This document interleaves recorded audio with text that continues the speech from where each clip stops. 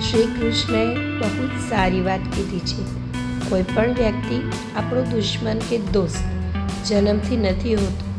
એ તો આપણો પોતાનો વ્યવહાર છે અને આપણા જ શબ્દો છે જે લોકોને આપણા દોસ્તને દુશ્મન બનાવે છે.